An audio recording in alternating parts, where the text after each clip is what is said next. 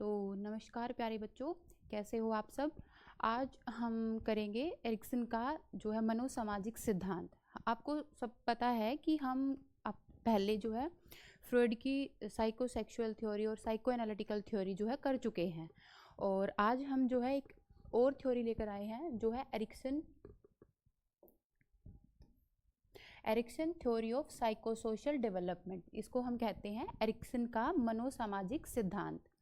ठीक है, सबसे पहले एरिक्सन के बारे में आप ये चीज़ ध्यान में रखोगे कि एरिक्सन ने क्या बताया था, एरिक्सन कहाँ काम करते थे, उनका जो डिटेल होती है वो पता होनी चाहिए। वो फ्रॉइड के साथ काम करते थे। फ्रॉइड की थ्योरी में हम पढ़ चुके हैं कि उन्होंने किस चीज़ के बारे में बताया था। वो फ्रॉइड के साथ में काम करते थे और वो फ्रॉइड की लैब के अंदर काम कर रहे थे। और साइकोलॉजी की लैब का पता होना चाहिए कि ह्यूमंस की लैब होती है, कि ह्यूमंस पे टेस्ट होते हैं वहाँ पे। वो साइकोलॉजी की लैब में जो फ्रॉइड काम करते थे, एरिक्सन साहब उनके साथ काम करते होते थे। तो एरिक्सन ने क्या किया था कि उनके साथ काम करते करते हुए उनकी थ्योरी को आगे बढ़ाने का काम किया था। तो ये इस एरिक्सन की थ्योरी को हम क्या कहते हैं, extended form of psycho analytical theory of Freud. तो जो एरिक्सन का जो आपका फ्रॉइड का सिद्धांत था ना, साइकोसेक्सुअल थ्योरी है, उसका बढ़ा हुआ रूप जो है आपकी एरिक्सन की थ्योरी है। तो एरिक्सन ने क्या बताया था कि मनोसामाजिक, क्या क्या, मनो प्लस सामाजिक, मन और समाज। तो उन्होंने क्या बताया था कि हमारा जो विकास होता है, हमारी जो पर्सनैलिटी बनती है, जो हमारा व्यक्तित्व बनता है, वो हमारे समाज से बनता है। इन्होंने ये सबसे ज़्यादा फोकस पॉइंट था कि सबसे ज़्यादा बल उन्होंने किस बात पर क्या दिया था कि हम जिस भी समाज में रहते हैं, जिस भी सोसाइटी में रहते हैं, हम किसी भी एनवायरनमेंट में रहेंगे, हमारे ऊपर उस एनवायरनमेंट का जो है इम्पैक्ट आएगा ही आएगा। ये आपके एरिक्सन ने बताया था। इसलिए इन्होंने अपनी थ्योरी का नाम क्या बताया था, Ericsson theory of psychosocial development. ठीक है, तो इन्होंने क्या बताया था, एरिक्सन की मूल अभिरुचि इस बात में थी कि बच्चों, किशोरों आदि में व्यक्तिगत पहचान कैसे होती है, कि हर एक व्यक्ति के कुछ न कुछ पहचान होती है, वो किस तरह से आपकी व्यक्तिगत पहचान बनती है, और उस पहचान को बनाने में आपका समाज किस तरह से काम करता है। ठीक है, कि समाज का क्या रोल होता है किसी भी इंसान को बनाने में, किसी भी इंसान की पर्सनैलिटी को, उसके बिहेवियर को, उसके व्यवहार को दर्शाने में, किसी भी समाज का क्या रोल होता है, ये किसने बताया था, एरिक्सन ने बताया था। एरिक्सन ने आपकी पूरी पर्सनैलिटी पर समाज का सबसे ज़्यादा प्रभाव बताया था। सबसे पहले देखो, इन्होंने किसकी बात कही है, इन्होंने कही है व्यक्तिगत विकास। ठीक है, हर एक इंसान का व्यक्तिगत विकास, पर्सनल डेवलपमेंट, वो सबसे अलग होता है। दोबारा उन्होंने उसके साथ उसने बताया सामंगिक विकास, की इमोशनल डेवलपमेंट, जो हमारी भावनाएं हैं, जो हमारे इमोशंस हैं, वो हर एक व्यक्ति के अलग होते हैं। सांस्कृतिक विकास, हर एक संस्कृति में एक बच्चा अलग संस्कृति में पैदा हुआ है, एक बच्चा दूसरी संस्कृति में पैदा हुआ है, तो वो संस्कृति, वो उसका कल्चर, वो उसके ट्रेडिशंस उस बच्चे पर कैसे इंपैक्ट डालेंगे। उसके बाद उन्होंने बताया कि सामाजिक विकास, तो ये सारी चीजें मिलकर किसी भी बच्चे का पर्सनैलिटी का निर्माण करती हैं, या किसी भी बच्चे के बिहेवियर का निर्माण करती हैं। ठीक है, उसके बाद आएगा, इन्होंने ऐसा थ्योरी बताई थी, ये चीज हमेशा ध्यान रखना, फ्रॉइड ने क्या बताया था कि हमारा जो व्यक्तित्व बन रहा है वो कब तक बताया, कि अडोलोसेंस तक, किशोरावस्था तक। उन्होंने हमारी जो पूरी एज है उसको बांट दिया था 5 स्टेजेस में। लेकिन एरिक्सन एक पहले आपके साइकोलॉजिस्ट थे जिन्होंने पूरे जीवन अवधि को, पूरे जीवन अवधि कैसे, हमारी जन्म से लेकर हमारी मृत्यु तक, हमारे बर्थ से लेकर हमारे आपके डेथ तक, उन्होंने पूरे जीवन काल को आपकी 8 स्टेजेस में बांटा था। तो फर्स्ट ऐसी थ्योरी जिन्होंने पूरे जीवन अवधि को बांट दिया था। ठीक है, तो ये क्या है आपका पहला, जिसमें पूरे जीवन काल या जन्म और मृत्यु तक शामिल किया गया था। पहली ऐसी थ्योरी थी जिसमें पूरे लाइफ स्पैन को डिवाइड किया गया था अलग अलग स्टेजेस में। उसके बाद इन्होंने क्या बताया, इमोशनल डेवलपमेंट, सामंगिक विकास पर अधिक बल। इस चीज को आप हाईलाइट करना कि फ्रॉइड ने आपके क्या, किस चीज पर बल दिया था, फ्रॉइड ने बल दिया था साइकोसेक्सुअलिटी पर, और इन्होंने किस पर बल दिया था, आपके सामंगिक विकास पर, इमोशंस पर, हमारी भावनाओं पर। ठीक है, तो किसी व्यक्ति के कितने इमोशंस हो सकते हैं और वो किस तरह से वो उनको एक्सप्रेस करता है, ये किसने बताया था, आपके एरिक्सन ने बताया था। इन्होंने क्या बताया था कि हर एक अवस्था के अंदर एक साइको सोशल क्राइसिस पैदा होती है, एक सामाजिक चुनौती पैदा होती है। इन्होंने बताई थी 8 स्टेजेस। 8 स्टेजेस किसकी? पूरे लाइफ स्पैन की या फिर पूरे आपके जीवन से मृत्यु तक की आपकी 8 स्टेजेस बताई थी। और उन्होंने बताया कि हर एक स्टेज के अंदर एक क्राइसिस पैदा होगी, एक चुनौती पैदा होगी, और वो चुनौती क्या करेगी? यही चुनौती आपके विकास के अवसर प्रदान करेगी। ठीक है, कि आपको पता है कोई भी सिचुएशन आती है, कोई भी खराब कंडीशन आती है, तो वही आपकी कंडीशन होती है जिसमें आप फ्लरिश करते हो। ठीक है, तो इन्होंने भी ऐसा ही बताया था कि स्टेज आपकी पूरे जीवन काल की हर एक स्टेज के अंदर आपकी एक क्राइसिस आएगी, एक चुनौती आएगी। उस चुनौती का जब आप सफलतापूर्वक समाधान कर लोगे तो आपका विकास होगा। यही चुनौती आपके विकास के जो है अवसर देगी। इन्होंने क्या बताया? जीवन काल पे 8 अवस्थाएं होती हैं, वो आपकी पॉजिटिव और नेगेटिव दोनों पक्ष होते हैं। आपको पता है कि किसी भी सिचुएशन के, किसी भी चीज के 2 ही पक्ष होते हैं, या पॉजिटिव या नेगेटिव, 2 ही पहलू होते हैं। तो इन्होंने भी क्या बताया था? आपकी 8 स्टेजेस बताई थी। ये पूछे जाने वाली चीज है ये हमेशा, कि एरिक्सन के अनुसार आपकी पूरे जीवन काल को कितने भागों में बांटा या कितनी अवस्थाओं में बांटा? तो कितनी अवस्थाएं थी? 8 अवस्थाएं थी। उसके बाद हम नेक्स्ट देखते हैं, अब हम इनकी अवस्थाएं देखेंगे। क्वेश्चन पेपर में पूछा जाता है मेनली अवस्थाओं से। ठीक है, कि अवस्थाओं के अंदर उन्होंने कौन कौन सी अवस्थाएं बताई हैं, उनके नाम क्या क्या हैं, वो नाम याद रखने हैं, और ना उन अवस्थाओं के अंदर, उन स्टेजेस के अंदर क्या क्या चीज़ है वो याद रखनी है। सबसे पहले आएगी आपकी विश्वास बनाम अविश्वास, और ट्रस्ट वर्सेस मिसट्रस्ट। इसका नाम पूछ लिया जाता है कि ट्रस्ट वर्सेस मिसट्रस्ट या फिर विश्वास बनाम अविश्वास की जो अवस्था है वो किसने दी थी। ऑप्शन में आपको मिल जाएंगे, फ्रॉइड मिल जाएंगे, एरिक्सन मिल जाएंगे, पियाजे मिल जाएंगे, या कोई और भी साइकोलॉजिस्ट का नाम मिल सकता है। तो इनमें क्या आपके आएंगे? एरिक्सन साहब आएंगे। तो इनकी पहली अवस्था क्या थी? विश्वास बनाम अविश्वास की अवस्था, जो कितने एज ग्रुप में होती है? जन्म से 1 साल तक। जन्म से 1 साल का बच्चे के अंदर उनकी पहली अवस्था होती है, और इस अवस्था के कुछ मेन हाईलाइट पॉइंट हैं, वो क्या क्या हैं? सबसे पहले तो इस अवस्था में माता पिता या देख रेख करने वाले लोगों से उचित स्नेह, प्यार और मिलता है। इस चीज़ को समझना कि एक छोटा बच्चा है, 1 साल का बच्चा है, तो वो क्या ही एक्सपेक्ट कर सकता है? वो इतना ही एक्सपेक्ट कर सकता है कि उसके मदर फादर हों और उनका वो प्रॉपर पूरे अच्छे तरीके से ध्यान रख रहे हों, यही एक्सपेक्ट करेगा ना वो। तो ये क्या होगी आपकी अवस्था? पहली अवस्था आएगी विश्वास बनाम अविश्वास। अगर किसी भी बच्चे के जन्म के बाद उसके मदर फादर उसका बहुत अच्छे तरीके से ध्यान रख रहे हैं, उसकी केयर कर रहे हैं, तो उसको ट्रस्ट पैदा होगा। ट्रस्ट क्या पैदा होगा? कि इस जीवन में मैंने जो जन्म लिया है, तो मुझे कोई पालने वाला, मेरा कोई ध्यान रखने वाला है। तो उनको क्या होगा? आपको ट्रस्ट पैदा होगा।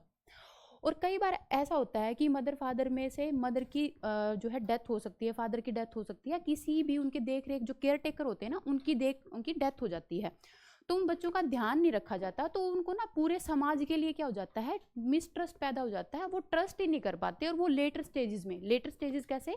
बड़े होने के बाद, एडोलेसेंस में आने के बाद, तो वो क्या सोचते हैं? किशोरावस्था में आने के बाद वो ये सोचते हैं कि दुनिया मेरे ट्रस्ट के लायक है ही नहीं। ठीक है, तो इस एक बात समझना, इस उम्र में पैदा हुआ ट्रस्ट आपको आगे जीवन काल में जो है ट्रस्ट बनाने के या फिर विश्वास करने के लायक बनाता है। तो ये अवस्था होती है। इसमें अगर बच्चों को माता पिता के द्वारा रोते बिलखते छोड़ दिया जाता है, जिससे दूसरों के बारे में शक और घृणा पैदा हो जाती है, कि वो ट्रस्ट नहीं कर पाता, विश्वास नहीं कर पाता। ये हमारी इसकी प्रैक्टिकल एप्लीकेशन है कि अगर किसी बच्चे को बड़ी उम्र में जाने के बाद किसी के ऊपर ट्रस्ट नहीं होता, ट्रस्ट इश्यूज आते हैं जो आजकल, कि वो किसी पे विश्वास नहीं कर सकता, तो वो उनके माता पिता की एक मानी जा सकती है गलती, कि उन्होंने उनके जब 1 साल का था वो बच्चा, तो उनका ध्यान नहीं रखा पूरे तरीके से, उनको संभाला नहीं, उनको जो है पूरी तरह से देखभाल नहीं करी, उनको प्रॉपर तरह से फीडिंग नहीं करी। ठीक है, तो ये सारी चीजें क्या होती हैं आपकी? एरिक्सन ने बताई थी इन सारी चीजों के बारे में। तो अगर दूसरों के बारे में उनको शक पैदा हो गया, तो क्या पैदा हो जाएगा? मिसट्रस्ट। ठीक है, तो इसीलिए इस अवस्था को क्या कहा गया है? ट्रस्ट वर्सेस मिसट्रस्ट या फिर विश्वास बनाम अविश्वास। बच्चे का ध्यान रखा जाएगा तो बच्चा ट्रस्ट पैदा करेगा दूसरों के लिए, समाज के लिए। अगर बच्चे का ध्यान नहीं रखा जा रहा है और उसको पूरी तरीके से फीडिंग नहीं हो पा रही, उसकी केयर नहीं हो पा रही, अगर बच्चे का बिस्तर उनका गीला है तो उसका वो ठीक नहीं किया जा रहा, तो ये सारी चीज़ें बच्चे की पर्सनैलिटी में, बच्चे के बिहेवियर में, समाज के साथ बच्चे का बिहेवियर जो है खराब बना देती है, और बच्चे के अंदर क्या पैदा हो जाता है? मिसट्रस्ट पैदा हो जाता है। अब इन दोनों चीजों में ना कॉन्फ्लिक्ट चलता है। एक टाइम पे क्या चलेगा? कॉन्फ्लिक्ट चलेगा, द्वंद्व चलेगा तो ये क्या होगा? क्राइसिस पैदा हो जाएंगी। चुनौतियां पैदा हो जाएंगी। और मैंने आपको पहले ही बताया था, जब चुनौती आती है ना तो उसी टाइम हमारा सबसे पीक टाइम होता है किसी भी चीज़ के विकास होने का, फ्लरिश होने का, उस चीज़ की जो है बढ़ोतरी होने का। तो क्राइसिस जब पैदा हो जाएंगी, तो जब बच्चा क्राइसिस का समाधान कर लेगा तो उसके अंदर एक मनोसामाजिक शक्ति, साइको सोशल स्ट्रेंथ पैदा होगी। चुनौतियों के टाइम पे उन्होंने जो है एडजस्ट कर लिया, तो एक साइको सोशल जो है एक स्ट्रेंथ पैदा हो जाएगी। वो क्या होगी? आपकी होप। ये आपकी जो है सबसे इंपॉर्टेंट चीज़ है, ये सबसे ज़्यादा पूछी जाती है कि ट्रस्ट वर्सेस मिसट्रस्ट की जो अवस्था होती है, जो एरिक्सन ने बताई थी, उसके अंदर जो आपकी साइको सोशल स्ट्रेंथ है ना, वो क्या पैदा होती है? वो होती है आपकी होप, कि आपको आशा है, उम्मीद है कि इस संसार में, इस जीवन में कोई है जो हमारा ध्यान रख सकता है, ठीक है। और वो किस वजह से पैदा होता है? कि जब आपके मदर फादर आपका बहुत अच्छे से ध्यान रख रहे हैं, बहुत केयर कर रहे हैं, तो वो सारी चीज़ें क्या लेके आएंगे आपके अंदर? ट्रस्ट। दूसरी अवस्था, इसके बाद आती है दूसरी अवस्था। दूसरी अवस्था का नाम है स्वायत्तता बनाम लज्जा एवं शक, ठीक है। तो इसको हम इंग्लिश में कहते हैं autonomy versus shame and doubt. ये अवस्था होती है आपकी 1 से 3 साल तक की। ये अवस्था कितनी होती है? एक तो इनकी एज बहुत अच्छे से याद रखनी चाहिए कि हम क्या कर सकते हैं कि एज से क्वेश्चन पूछ लेता है कई बार क्या करेगा कि आपको आपकी जो एरिक्सन की 4-5 जो जितनी भी अवस्थाएं हैं वो दे देंगे और आपको कहेंगे कि इनको क्रम से लगाओ, कि आपके जन्म के बाद कहेंगे क्रम से कि 0 से 1 कब तक होगी, 1 से 3 कब होगी, कौन सी अवस्था होगी, 3 से उसके बाद की कौन सी अवस्था होगी, तो इनको क्रम से लगाना दे सकते हैं। तो इसकी एज कितनी है? 1 से 3 साल।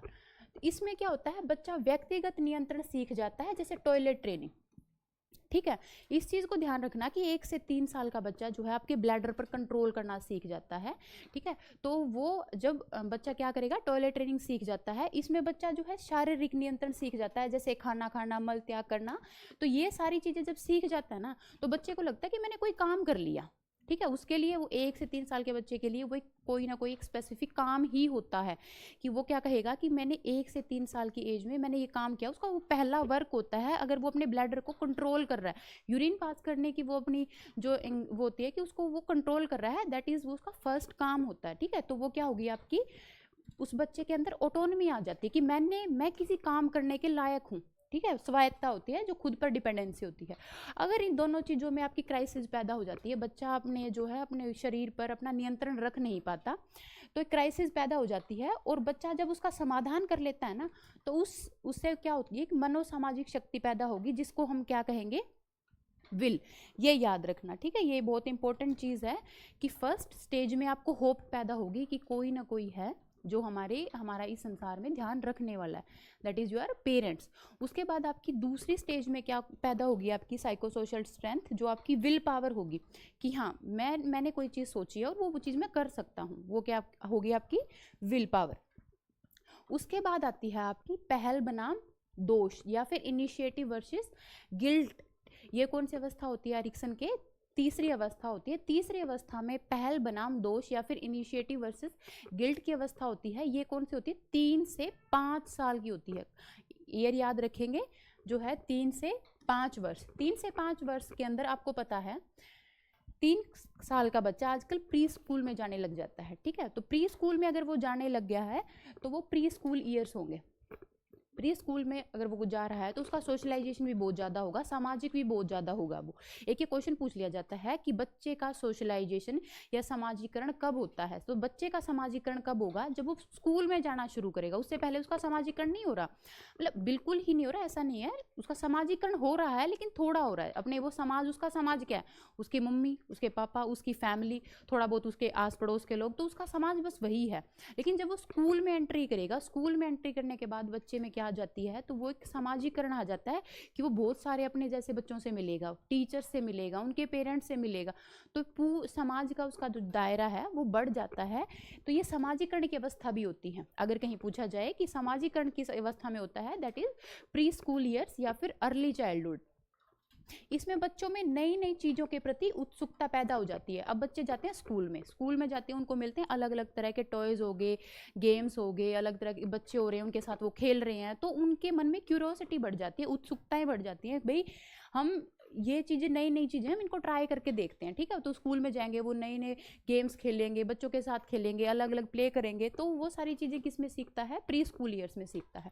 इस टाइम दैनिक जीवन के कार्यों को करने की पहल, जैसे खुद खाना खाना, ये खुद खाना खाना, कपड़े पहनना, कक्षा के कार्यों में पहल करना। एक बात समझना, अगर 3 से 5 साल का बच्चा प्री स्कूल में जाना शुरू कर दिया तो वो इतना लायक हो जाता है कि वो खुद कपड़े पहन सकता है, थोड़ा बहुत वो खाना खाने की पहल करेगा। तो वो हर एक काम में ना पहल करता है, कि वो कोशिश करता है कि मैं ये काम कर सकता हूँ। अगर कोई टीचर है और उसके सामने बच्चा पहल कर रहा है और उसने कहा कि बेटा आप बहुत अच्छे से काम कर रहे हो, तो उसकी पहल बढ़ जाती है, वो और इनिशिएट लेगा। इसीलिए इस अवस्था को क्या कहा गया है, इनिशिएटिव। तो वो पहल करेगा हर एक काम करने की। खाना खाना है, मैं खुद खाऊंगा, मुझे कपड़े पहनने हैं, मैंने खुद पहनने हैं। तो इतने छोटे बच्चे क्या जो है इस तरह की एक्टिविटी करना शुरू कर देता है। और अगर कई बार ये नहीं होता कि हाँ वो खाना खा रहा है और उसको हम रोक देंगे, नहीं तुम नहीं खा सकते, वो तुम्हें गिर जाओगे या फिर कुछ खाना तुम खराब कर दोगे। तो ये सारी चीज़ें जब हम उनको रोक देते हैं ना, तो उनके अंदर गिल्ट पैदा हो जाता है। ये क्या होगा, आपका गिल्ट पैदा हो जाएगा, और वो गिल्ट उसको ना पूरी उम्र रहता है। कई बार बच्चे क्लास में, आपने नोट किया होगा, अगर छोटी एज में बच्चों को रोक दिया जाता है, टोक दिया जाता है किसी चीज़ को करने से, तो जब वो बड़े हो जाते हैं ना 20s के बाद की एज में, वो क्या करते हैं कि वो किसी भी काम में पहल नहीं करते। कक्षा में अगर उनको कोई सम करने को, सोल्व करने के लिए दिया जाए, तो वो क्या कहेंगे कि मुझे आता है। कुछ बच्चे होते हैं कि मुझे आता है, वो हर चीज़ में इनिशिएट लेंगे। लेकिन जब उसके बाद कुछ बच्चे ही होते हैं ऐसे, लेकिन बाकी सारे क्या होते हैं, चुप, क्योंकि उनको इनिशिएट नहीं लेने दिया गया। उस एज में उसके इनिशिएट को फ्लरिश नहीं होने दिया गया, उस इनिशिएट को, उस पहल को जो है शाबाशी नहीं दी गई। तो इस एज में अगर बच्चा खुद कोई भी काम करना चाहता है ना, किसी भी चीज़ की पहल करना चाहता है, तो उसको काम करने दिया जाए, कोई दिक्कत नहीं है। खाना खा रहा है, खाना खराब कर रहा है, खराब करने दो। कपड़े खुद पहनना चाह रहा है तो उसको खुद कपड़े पहनने दो, ताकि वो बड़ी एज में जो उसकी पर्सनैलिटी, अच्छी पर्सनैलिटी के रूप में जो है उसका वो बने। तो ये क्या होती है, बच्चों के अंदर, बच्चे इस पहल की आलोचना करने पर गिल्ट भाव पैदा हो जाते हैं। सबसे पहले बच्चे में दैनिक जीवन के खुद काम करना शुरू करेगा, कि कपड़े पहन रहा है, खाना खा रहा है, और अगर उन चीज़ों को हमने रोक दिया तो पूरी उम्र के लिए वो गिल्ट में रहेगा कि मेरे से कोई काम नहीं हो सकता, मैं किसी चीज़ का इनिशिएट नहीं ले सकता। तो इस तरह से आप समझना कि हमारी शुरुआत के जीवन में या शुरुआत के सालों में हमारी जैसी भी परवरिश हुई है, वो परवरिश हमारे व्यक्तित्व को, हमारी पर्सनैलिटी को लेटर स्टेजेस में दिखाती है कि इनकी पर्सनैलिटी किस तरह से हुई है, क्यों हुई है, कैसी इनकी परवरिश हुई है, ठीक है। तो अगर इसमें साइको सोशल स्ट्रेंथ पूछा जाए तो क्या होती है, उद्देश्य। वो उसका कोई ना कोई उद्देश्य रहता है, कोई ना कोई उसका जो है पर्पज रहता है। तो ये 4 चीज़ें आप याद रखोगे। इनिशिएट करता है बच्चा, इनिशिएट को अगर हमने शाबाशी दे दी तो वो इनिशिएट आगे के लॉन्ग टर्म में वो लेगा, बड़े होने के बाद वो काफ़ी काम करने के, पढ़ने के, या क्लास में फर्स्ट आने के, या क्लास में गेम्स में पार्टिसिपेट करने के, को करिकुलर एक्टिविटी में पार्टिसिपेट करने के जो है इनिशिएट लेता रहेगा। और उसको अगर वहाँ रोक दिया ना, तो वो बच्चा क्या हो जाएगा, उस टाइम के बाद वो इनिशिएट लेना बंद कर देगा, क्योंकि उसको गिल्ट फील हो जाएगा कि मैं ये काम नहीं कर सकता, ये काम मेरे लायक नहीं है, या मेरे से ये काम नहीं होगा। वो कोई भी भावना हो सकती है। उसके बाद आता है psycho social strength, that is आपका पर्पज और उद्देश्य। ये जो साइको सोशल स्ट्रेंथ हर एक एज में पैदा हो रही है, ये आपको याद रखनी है, ये हमेशा पेपर में जो है पूछी जाती है। उसके बाद आपकी आती है 4th स्टेज। 4th स्टेज क्या होती है, परिश्रम बनाम हीनता या फिर इंडस्ट्री वर्सेस इंफीरियोरिटी। तो परिश्रम बनाम हीनता की स्टेज में क्या आता है, इंग्लिश में इसको कहते हैं जैसे इंडस्ट्री वर्सेस इंफीरियोरिटी। इंडस्ट्री का मतलब होता है मेहनती, ठीक है। इंडस्ट्री वो वाले उद्योग वाली इंडस्ट्री नहीं है यहाँ पे, ये वाली इंडस्ट्री है कि जहाँ लोग मेहनत, इंडस्ट्रियस एक किसी व्यक्ति को बोला जाएगा तो इसका मतलब है दैट इज वो बहुत हार्ड वर्किंग है, वो बहुत मेहनती है। तो इसलिए इस अवस्था को लिखा गया है परिश्रम बनाम हीनता की अवस्था। इस अवस्था में बच्चों के द्वारा की गई पहल में वो मेहनत करते हैं। इसकी ना एज देखना, 6 से 12 साल के बच्चे हैं, लेटर चाइल्डहुड पीरियड है। उनकी जो फॉर्मल स्कूलिंग है, फॉर्मल स्कूलिंग होती है कि आप एक पूरी तरीके से एक स्कूल में जाना शुरू कर दिया है, प्री स्कूल के बाद की जो है ये स्टेज होती है। तो लेटर चाइल्डहुड का पीरियड होता है। लेटर चाइल्डहुड में क्या होगा, आपका बच्चों ने जो भी पहल करी थी, जो भी चीज़ों को काम करने की पहल करी है, उस पहल पर वो मेहनत करना शुरू कर देंगे। 6 से 12 साल के बच्चों का की जो बॉडी होती है प्रॉपर बहुत ज़्यादा फ्लेक्सिबल बॉडी होती है, तो वो काफ़ी सारी स्किल सीखते हैं। इस टाइम वो बहुत प्ले करते हैं, बहुत खेलते हैं। वो कभी स्कूल से आते ही वो बाहर खेलने चले जाएंगे, स्कूल में भी वो गेम पीरियड में पूरा खेलेंगे, दौड़ते रहेंगे, घूमते रहेंगे इधर उधर। तो बच्चे बहुत ज़्यादा फ्लेक्सिबल होते हैं। तो इस एज में बच्चा क्या करता है, मेहनत करता है। उसने अगर लिखना सीखा, क्योंकि फॉर्मल स्कूल में प्रॉपर राइटिंग आ जाती है, उस लिखने पर वो बहुत मेहनत करेगा, अपनी राइटिंग को साफ सुंदर बनाने के लिए बहुत मेहनत करेगा। उसने स्विमिंग सीख ली तो वो स्विमिंग भी बहुत मेहनत करेगा, वो तैरना बहुत अच्छे से सीखेगा। उसने घुड़सवारी करना सीख लिया या कोई भी चीज़ प्ले करना सीख लिया, सिंगिंग सीख ली। तो ये छोटी छोटी एक्टिविटी, छोटी छोटी स्किल्स हैं जो है बच्चा इस टाइम सीखता है और उन स्किल्स को सीखने के लिए मेहनत करता है। तो इस अवस्था को इसलिए क्या कहा गया है, परिश्रम बनाम हीनता या फिर इंडस्ट्री वर्सेस इंफीरियोरिटी। अब इंडस्ट्रीज का तो उनको भाव आ गया, अगर उन्होंने बहुत मेहनत करी है उस चीज़ में और वो सफल हो गए हैं, बहुत बहुत बार बार प्रयास करते हैं, तो वो क्या हो जाएंगे आपको कि वो लगेंगे कि भाई ये मेहनती बच्चे हैं, मेहनती काम कर रहे हैं अपना। उसके बाद अगर हम वो सफल नहीं हो पाते, ठीक है, तो अगर इन सभी चुनौतियों से असफलता मिलने पर बच्चों के अंदर हीन भावना पैदा हो जाती है, इंफीरियर कॉम्प्लेक्स आ जाता है। इंफीरियर कॉम्प्लेक्स होता है दूसरों से जो है अपने आप को कम आंकना, कि मैं दूसरों से कम हूँ, मुझे दूसरों से कम पता होता है। तो ये सारी ये क्या होती है आपकी इंफीरियर कॉम्प्लेक्स होता है, या फिर हीन भावना, हीन भावना अपने अंदर जो है पैदा हो जाती है। साइको सोशल स्ट्रेंथ कौन सी पैदा होती है इसके अंदर, कॉम्पिटेंसी। कॉम्पिटेंसी को हम क्या कहेंगे, सामर्थ्यता, सामर्थ्य पैदा हो जाता है कि मैं इस काम करने के लायक हूँ। ये क्या होती है आपकी कॉम्पिटेंसी। अगर बच्चे के अंदर, बच्चा किसी चीज़ पर काम कर रहा है, बार बार मेहनत कर रहा है, तो उसके अंदर परिश्रम या फिर इंडस्ट्रीज की जो है भाव आएंगे और वो उस चीज़ को सीखने के लिए बहुत प्रयास करेगा। उसने बहुत प्रयास करने के बाद अगर वो सफल नहीं हो पाता तो उसके अंदर इंफीरियरिटी कॉम्प्लेक्स आ जाता है कि मेरे से ये काम हो नहीं रहा।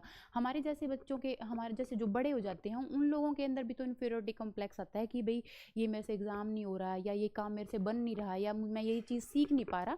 तो ये इंफीरियोरिटी कॉम्प्लेक्स उस टाइम का भी होता है और लेटर स्टेजेस में भी आता है, ठीक है। उसके बाद आता है आपकी जो है फिफ्थ स्टेज। फिफ्थ स्टेज में क्या है, पहचान बनाम संभ्रांति या फिर आइडेंटिटी वर्सेस कंफ्यूजन। और ये एज ग्रुप कितना है, 12 से 18। अब आप ये चीज़ समझ लेना कि 12 से 18 साल का बच्चा जो है प्योरली अडोलेसेंस जो है एज में चला जाएगा। प्यूबर्टी के बाद वो अडोलेसेंस की एज में जाएगा, और अडोलेसेंस की एज में जाने के बाद आपको पता है फिजिकल डेवलपमेंट, आपका शारीरिक विकास, मानसिक विकास, सामंगिक विकास, भावनात्मक विकास, आपका जो है physical development, emotional, social, psychological, तो ये सारे जो विकास है ना, सारे एकदम से बच्चे के ऊपर हावी हो जाते हैं। और मेनली हार्मोन इम्बैलेंस की वजह से बच्चे के अंदर फिजिकल डेवलपमेंट बहुत रैपिड तरीके से होता है, बहुत जल्दी जल्दी होता है। तो वो सारी चीज़ों में क्या आता है बच्चे को कि 12 से 18 साल के बच्चे की दिक्कत ये चीज़ आती है, उसको ये नहीं समझ में आता कि वो बड़ा हो गया है या फिर वो छोटा बच्चा ही है। अगर वो बड़े बच्चों के साथ खेलता है तो वो कहेंगे आप छोटे बच्चों के साथ खेलो, और अगर छोटे बच्चों के साथ खेलेगा तो वो क्या कहेंगे, आप बड़े हो चुके हैं, बड़े बच्चों के साथ खेलो। तो दैट इज़ आइडेंटिटी कन्फ्यूजन। उनको, ठीक है, पहचान, उसकी खुद की पहचान नहीं होती कि मैं किन बच्चों के अंदर आता हूँ।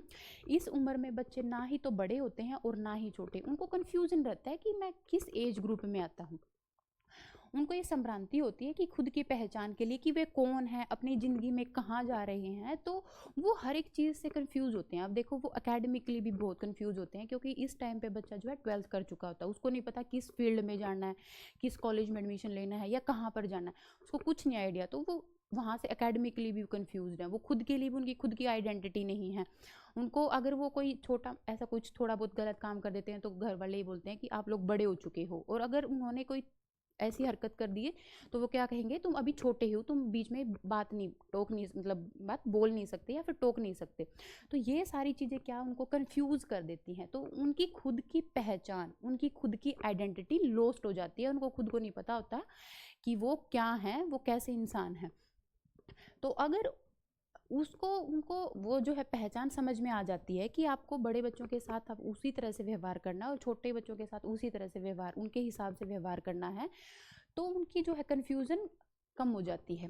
ठीक है, और अगर उनको यही चीज़ें रहती है ना कि मैं कौन हूँ, कि क्या मेरे उद्देश्य हैं, मैं क्यों पढ़ रहा हूँ, क्या क्यों काम कर रहा हूँ, तो उनको टोटली वो ऑल कन्फ्यूज़न में होते हैं। एक वो अपने फिजिकल चेंजेस को लेकर कन्फ्यूज़न में होते हैं कि फिजिकल जो मेरे अंदर चेंज आ रहे हैं वो किस वजह से आ रही हैं, कैसे चेंज आ रहे हैं, मैं उनको बियर ही नहीं कर पा रहा। तो ये वो सारी चीज़ें जो है मिलकर बच्चे को कन्फ्यूज़ करने का या फिर कन्फ्यूज़न का जो है काम करती हैं। तो एरिक्सन ने इस स्टेज को क्या कहा है? एरिक्सन ने इस स्टेज को कहा है पहचान बनाम संभ्रांति या फिर identity versus confusion, age group 12 से 18। इसके अंदर साइको सोशल जो स्ट्रेंथ आती है ना, इन सही और गलत के बीच में जब वो एक सही फैसला कर लेता है कि मैं कौन हूँ, तो एक साइको सोशल स्ट्रेंथ पैदा होती है, दैट इज़ फिडिलिटी या फिर लॉयलिटी या फिर वफादार। इस चीज़ को समझना कि जो आपके अडोलेसेंस होते हैं ना, किशोर होते हैं, किशोरों के अंदर वफादारी या फिर फिडिलिटी, जिसको हम बोलते हैं लॉयलिटी, वो सबसे ज़्यादा होती है। अगर वो एक फील्ड में जाएंगे ना, कि वो अगर मान लो उन्होंने किसी एक फील्ड को चुन लिया तो वो उस फील्ड में अपना 100% काम करेंगे। अगर उन्होंने अपने मदर फादर या अपने पेरेंट्स के लिए उनकी अच्छी फीलिंग्स हैं, तो वैसे तो जनरली इस एज में होती नहीं है, बट अगर हैं तो वो 100% ही अच्छी फीलिंग्स होंगी। अपने दोस्तों के की तरफ उनका जो झुकाव होता है वो 100% होता है। तो वो किसी भी कार्य को जब करते हैं ना, तो उनकी फिडिलिटी, उनकी लॉयलिटी, उनकी वफादारी 100% होती है इस एज में। उसके बाद आता है इसके परिणाम स्वरूप बच्चों में समाज के नियमों आदर्शों के अनुरूप व्यवहार करते हैं।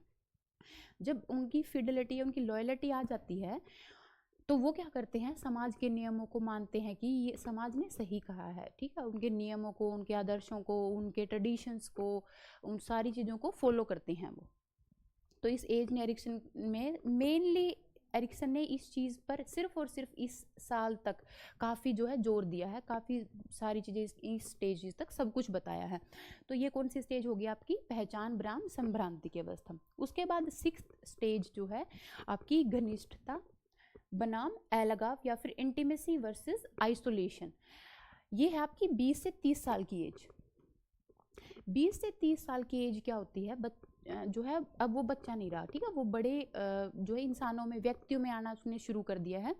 तो वो घनिष्ठ हो जाएगा, वो इंटीमेसी हो जाएगी, इंटीमेसी होगी उसके पार्टनर के साथ। ठीक है, तो इसमें कौन सा पीरियड होता है आपका? अर्ली अडल्टहुड पीरियड होता है। अर्ली अडल्टहुड पीरियड में क्या होता है कि जो 20 से 30 तक जो है शादियां हो जाती हैं। शादियां हो जाने का मतलब है दैट एक पर्सन है, वो पर्सन अपने पार्टनर के साथ घनिष्ठ या फिर इंटीमेट हो रहा है। तो घनिष्ठ संबंध उनके पैदा हो जाएंगे, इंटीमेट रिलेशनशिप पैदा हो जाएंगे विद स्पाउस। स्पाउस होता है आपका साथी। ठीक है, तो अपने साथी के लिए उनकी सामूहिक घनिष्ठता भी हो जाती है, इमोशनल इंटीमेसी भी होती है, इमोशनल प्लस फिजिकल इंटीमेसी। तो इस एज में जो है किसी व्यक्ति के जो है अपने पार्टनर के लिए फिजिकल एंड इमोशनल आपकी जो है शारीरिक और सामूहिक घनिष्ठता पैदा हो जाती है। और अगर समाज, परिवार व साथी के साथ संबंध न होने पर अलगाव हो जाता है, कोई दोस्त नहीं होता। इस चीज़ को समझना, इस उम्र में अगर किसी भी व्यक्ति का किसी भी दूसरे व्यक्ति के साथ, अपने स्पाउस के साथ इंटीमेटेड रिलेशंस हैं, ठीक है, घनिष्ठ संबंध हैं, वो फिजिकल भी हो सकते हैं, वो इमोशनल भी हो सकते हैं, अगर वो हो रहे हैं ना, तो वेल एंड गुड है, वो चीज़ सही है। और अगर नहीं हो पाती ना, तो वो अपने समाज से, अपने दोस्तों से, अपने परिवार से कट जाते हैं, वो अलग रहना शुरू कर देते हैं। अगर इस एज पे किसी की शादी, अगर 30s जैसे बोला जाता है ना कि 30s तक शादी हो जानी ठीक है, उसके बाद अगर होती है तो वो पर्सन रह नहीं सकता। क्यों? क्योंकि वो जो उसका एज है ना, वो एज पीरियड है, वो उसके इमोशंस हैं, वो बिल्कुल अलग हो जाएंगे उससे। ठीक है, तो अगर समाज, परिवार और अपने स्पाउस के साथ उसके संबंध अच्छे हैं, तो वो पूरी जो आगे की उम्र है, आगे की एज है, उसमें अच्छे से रह लेंगे। और अगर इस एज पे हम किसी के साथ इंटीमेट नहीं होते या फिर हमारे परिवार के साथ अच्छे संबंध नहीं है, तो वो पूरे ही समाज से अलग थलग एक हिस्सा हो जाता है, अलग रहना शुरू कर देते हैं। उनको समाज के लोग अच्छे नहीं लगते, फिर वो सिर्फ अपना अकेला जीवन व्यतीत करते हैं, अपना अकेला जीवन जीते हैं। इसके अंदर साइको सोशल जो वर्च्यू या फिर साइको सोशल स्ट्रेंथ है, वो कैसी पैदा होती है? That is love. ठीक है। इस टाइम जो है प्रेम संबंध होते हैं या फिर लव, ये जो आपकी साइकोसोशल स्ट्रेंथ पैदा होती है, ये बताया आपके एरिक्सन ने। उसके बाद आती है आपकी नेक्स्ट स्टेज। नेक्स्ट स्टेज क्या है आपकी, जनरेटिविटी वर्सेस स्टैग्नेशन, या फिर जननात्मकता या फिर और स्थिरता। जननात्मकता या फिर जनरेटिविटी का मतलब ना ये सिंपल है, अगर शादी हुई है दैट मीन्स बच्चे भी होंगे, दैट जनरेशन, स्पीसीज को बचाने के लिए जो आपकी जनरेशन बन रही है, जनरेट कर रहे हैं वो, ये क्या है, मिडल अडल्टहुड स्टेज होती है। इस टाइम बच्चों का जन्म हो जाता है, उनकी देखभाल हो जाती है और समाज के साथ जुड़ाव महसूस करते हैं, समाज का एक पार्ट बन जाते हैं। और इन सारी चीज़ों से उसके अंदर कैसी फीलिंग आती है, जनरेटिविटी, कि मैंने समाज में अपने मनुष्य की स्पीसीज को बचाने के लिए कोई योगदान दिया है, दैट इज की जनरेटिविटी। उसके बाद जीवन में उतार चढ़ाव आते हैं, तो बच्चों के साथ अब एक चीज़ समझना कि एक कपल है, तो अगर वो दोनों के बच्चे नहीं हैं, दैट मीन्स दोनों अपने अपने फील्ड में काम कर रहे हैं, उनकी लाइफ सिंपल है, ठीक है, यही चल रही है। अगर उनके जीवन में बच्चे होते हैं, दैट मीन्स उनकी लाइफ के अप डाउन्स होते रहेंगे इस तरह से। तो अगर जीवन में उतार चढ़ाव आएंगे, अगर उनके जो है चाइल्ड होंगे या फिर बच्चे होंगे, तो अगर बच्चे होंगे तो समाज और परिवार से जो है जुड़ाव महसूस करेंगे। और जिन लोगों के बच्चे नहीं होते, ऐसा माना जाता है कि वो समाज से अलग रहने लग जाते हैं, वो 2 लोग ही रहते हैं और वो सिर्फ 2 ही रहेंगे, उसके बाद उनको परिवार की, समाज की, कम्युनिटी की उनको कोई फिक्र नहीं होती, वो नहीं रहते उनके साथ। तो समाज और परिवार से जो अलग होने पर स्थिरता पैदा हो जाती है, स्टैग्नेशन पैदा हो जाता है। स्टैग्नेशन होता है किसी चीज़ का रुकना, ठीक है, उस चीज़ में स्थिरता आना, जिससे व्यक्ति जो है काम कम करता है। अब 2 लोग काम कर रहे हैं, 2 लोग अपनी अर्निंग कर रहे हैं, 2 लोग अपने ऊपर ही खर्च कर रहे हैं, 2 लोग काम कर रहे हैं, बच्चे हैं उनके ऊपर अपनी अर्निंग कर रहे हैं, तो वो और ज़्यादा काम करेंगे। तो इसलिए लिखा गया है कि अगर स्टैग्नेशन है ना, स्थिरता है, तो व्यक्ति जो है काम भी बिल्कुल कम करेगा। तो अगर साइकोलॉजिकल स्ट्रेंथ कौन सी पैदा होती है इसके अंदर, केयर। ये साइकोलॉजिकल जो स्ट्रेंथ बताई है ना, ये हर जगह पूछे जाते हैं पेपर में। तो साइकोलॉजिकल स्ट्रेंथ जो है, केयर जो है देखभाल, इसके अंदर पैदा होती है। और देखभाल हम किसकी करते हैं, मेनली हम अपने जो बच्चे होंगे उनकी करते हैं, फादर मदर उन पेरेंट्स की करते हैं, या फिर हमारे जो समाज में एक योगदान देते हैं। कैसे कि जिसमें व्यक्ति दूसरों के कल्याण की भावना रखता है, कम्युनिटी में वर्क करेगा, स्पोर्ट्स में इन्वॉल्वमेंट होगी।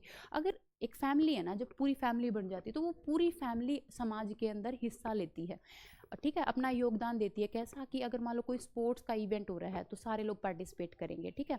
किसी स्पोर्ट्स मीट हो रही है बच्चों की, और उन बच्चों की जब स्पोर्ट्स मीट हो रही है, तो स्पोर्ट मीट में अगर जिनके बच्चे नहीं है, तो वो तो पार्टिसिपेट करेंगे ही नहीं, ना ही वो उनको फंड देंगे, काम भी वो कम करेंगे। तो ये सारी चीज़ें किस चीज़ में इन्वॉल्व करती हैं, आपका परिवार, आपके बच्चे आपको किस चीज़ में इन्वॉल्व करते हैं, आपके समाज के अंदर आपको इन्वॉल्व करके रखने का काम करते हैं। तो ये स्टेज में क्या बताया गया, जनरेटिव वर्सेस स्टैग्नेशन में, कि जनरेटिविटी अगर बच्चे पैदा हो रही हैं, समाज है, परिवार है, इन सारी लोगों की देखभाल कर रही हैं। और अगर ये नहीं होते, सिर्फ एक कपल ही रहता है, तो उस व्यक्ति के उन जो है दो लोग हैं या फिर व्यक्ति है, वो कपल है, उनके जीवन में स्थिरता पैदा हो जाती है, दैट मीन एक स्टैग्नेशन आ जाता है, रुकावट आ जाती है। उसके बाद आती है आपकी सबसे लास्ट और सबसे मोस्ट इम्पोर्टेंट स्टेज है, दैट इज संपूर्णता बनाम निराशा। अब इसकी एज याद रखना, 60 वर्ष मतलब कि 60 साल के बाद पूरा जीवन काल का स्मरण हो जाता है। अब 60 साल तक क्या हो जाता है कि एक बच्चे ने जन्म लिया, उसने अपना बचपन भी जिया, उसके बाद उन्होंने किशोरावस्था भी जी, उसके बाद उनकी शादियां हुई, बच्चे हुए, फैमिली बनी, फैमिली के साथ समाज में योगदान दिया, और वो रिटायरमेंट की स्टेज पे हैं। 60 और 62 के बाद रिटायरमेंट आ जाती है। तो रिटायरमेंट होने के बाद वो क्या हो जाती है, पूरे जीवन काल का स्मरण करते हैं। सेटिस्फैक्शन होगी तो इंटीग्रिटी। अब इस चीज़ को समझना कि वो पूरे जीवन काल को या फिर पूरे टाइम को ना एनालाइज करेंगे कि मैंने मेरे पूरे जीवन काल में कैसा काम किया है। वो क्या करेंगे, पूरा सब कुछ ध्यान में रखेंगे कि भाई मेरे से क्या अच्छी चीज़ें हुई है, मैंने अपनी लाइफ टाइम में इन 60 सालों में मैंने कितनी अच्छी चीज़ें करी है, कितनी बुरी चीज़ें करी हैं, किसके लिए कोई अच्छा काम किया और किसके लिए मेरे से कोई बुरा काम हुआ है। तो पूरे लाइफ टाइम को ऐसे नहीं होता, एक स्क्रीन पर विजुअल्स देखते हैं, वो पूरी स्क्रीन को देखते हैं कि मेरी लाइफ की स्क्रीन कैसी रही, अच्छाइयाँ क्या हुई, बुराइयाँ क्या हुई, और वो अच्छाइयों बुराइयों से आपका जो है एक सेटिस्फैक्शन लेवल जनरेट होता है। तो अगर सेटिस्फैक्शन लेवल जनरेट हो रहा है और आपको ये लग रहा है कि मैंने अपने लाइफ टाइम में, अपने जीवन काल में बहुत अच्छे काम किए हैं, मतलब मैं सेटिस्फाइड हूँ मेरी लाइफ से, मैंने कोई गलत काम नहीं किया, दैट लीड्स टू सेटिस्फैक्शन। क्या करेगा वो, आपको सेटिस्फैक्शन देगा, और वो जिससे आपकी इंटीग्रिटी आपको संपूर्णता की ओर ले जाएगा, संपूर्णता की ओर कि इस जीवन में भगवान ने मुझे जीवन दिया और मैंने उस जीवन में अपना जो है बहुत अच्छे से काम किया। तो ये क्या चीज़ें आ जाती हैं, इंटीग्रिटी। पूरे जीवन का स्मरण करने से डिससेटिस्फैक्शन होगी, तो आपको निराशा आएगी। इस चीज़ को समझना कि पूरे लाइफ टाइम को जब हमने देख लिया कि काफ़ी सारी गलतियां हुई है, काफ़ी सारी गलत चीज़ें हुई है, काफ़ी सारी हमसे गलत काम हुए हैं, तो आपके लाइफ में आपको ये लगेगा कि मुझे एक जीवन और चाहिए, मुझे एक लाइफ और चाहिए, वो लाइफ मुझे इस तरह से चाहिए कि मैं उस लाइफ में कुछ गलत काम ना करूँ। वो चीज़ आपको क्या देगी, डिससेटिस्फैक्शन या फिर डिस्पायर की जो है भावना देगी। अब ये क्या आएगा आपका, संपूर्णता बनाम निराशा की अवस्था में। हम जब हमारे अंदर डिससेटिस्फैक्शन होता है ना, हम ये नहीं सोचते कई बार कि हमसे कुछ गलती होगी, लेकिन हम क्या कहेंगे कि गलती होगी लेकिन अगर मुझे दोबारा चांस मिले ना तो मैं इस चीज़ को ठीक कर सकता हूँ, मुझे ये चीज़ पता है कि मेरे से गलती कहाँ हुई है, मैं इस चीज़ को जाके ठीक कर सकता हूँ। तो जब हमारी लाइफ में डिससेटिस्फैक्शन चीज़ आती है तो हम क्या करेंगे, दूसरे जन्म की उम्मीद करते हैं। इस एज में हम क्या करेंगे, दूसरे जन्म की उम्मीद करेंगे। पूरे जीवन काल का फेर मूल्यांकन करते हैं कि क्या गलत किया है और क्या सही किया है। ठीक है, तो ये सारी चीज़ें क्या करेंगे, हम पूरे लाइफ स्पैन को, पूरे चीज़ों को हम क्या समझते हैं कि हमने क्या किया, पूरा लाइफ स्पैन, पूरे जीवन से मृत्यु तक अच्छे और बुरे कामों का जो है विश्लेषण करते हैं कि अच्छा काम क्या किया है और बुरा काम क्या किया है। उसके बाद इस एज में एक साइकोलॉजिकल स्ट्रेंथ पैदा होती है, दैट इज मैचुरेशन।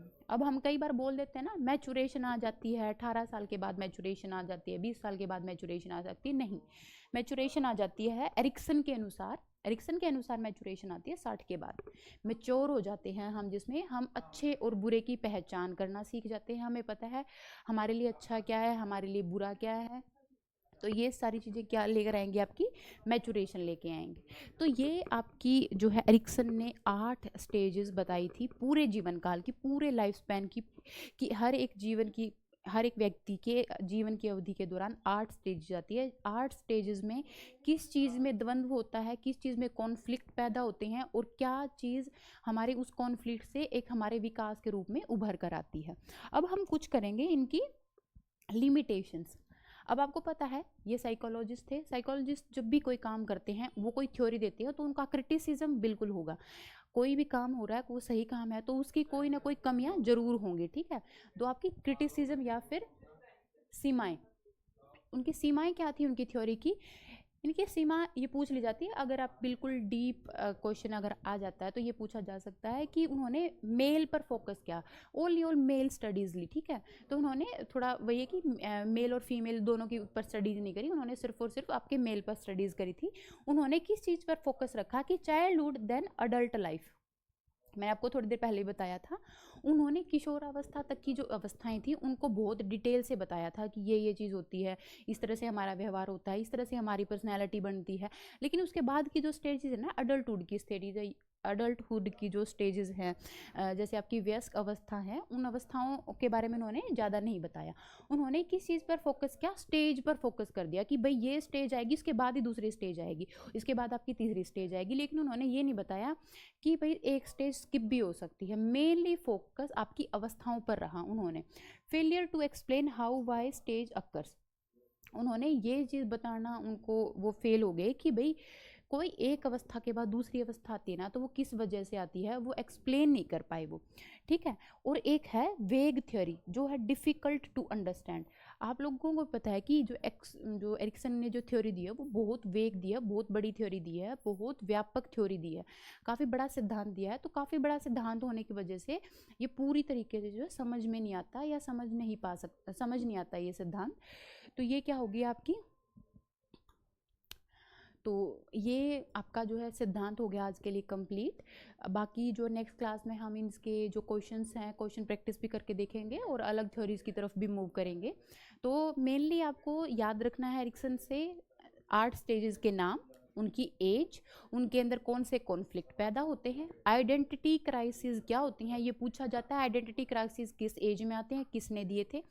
और दूसरी चीज़ है आप ये याद रखोगे कि आइडेंटिटी क्राइसिस में क्या चीज़ होती है, और जो साइको सोशल स्ट्रेंथ है, जो मनोसामाजिक शक्ति है, वो क्या पैदा होती है हर एक स्टेज के अंदर।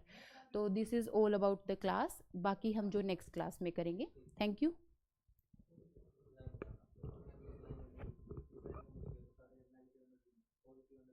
सर ये क्लास होगी रिकॉर्ड।